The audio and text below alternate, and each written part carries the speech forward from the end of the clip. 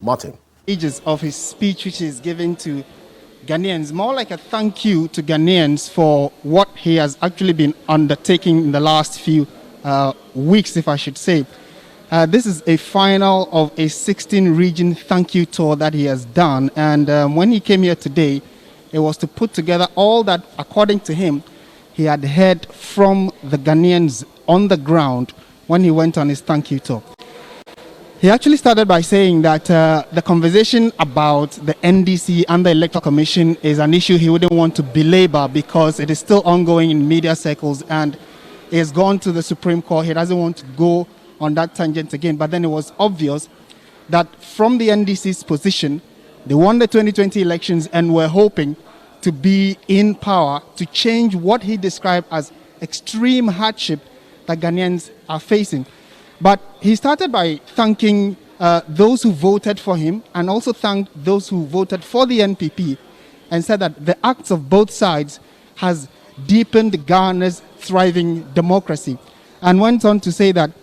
in as much as there are some differences between the NDC as a political party and the EC, which is the body mandated to organize elections in the country, they are hoping that they can dialogue with the EC. They sent proposals to the Electoral Commission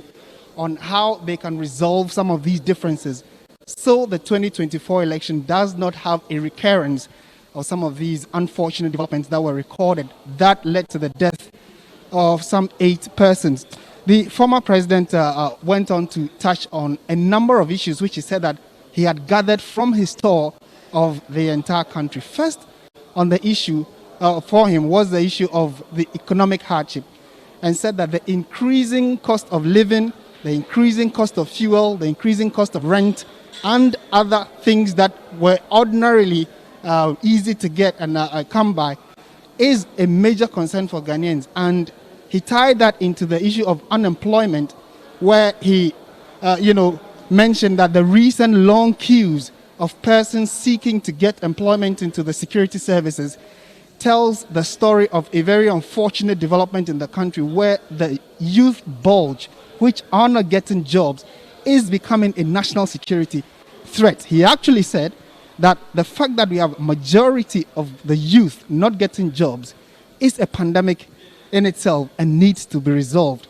and made a proposal to the NPP and the government that the NDC is willing to sit with them to share ideas on how best to resolve the concern of unemployment, and quoted portions of the NDC's manifesto where they spelled out a number of suggestions on how they can deal with the concern of unemployment in the country. On the economy,